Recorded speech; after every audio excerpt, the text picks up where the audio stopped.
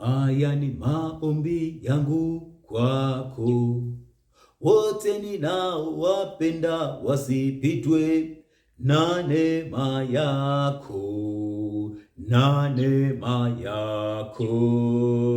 Basi ikiwa iko ahadi ya kuingia rahani mwako, sitaki kukosa na niwapendao. Funua hiyo neema yako, familia yangu wakujue. Funua hiyo neema yako, marafiki zangu wakujue. Funua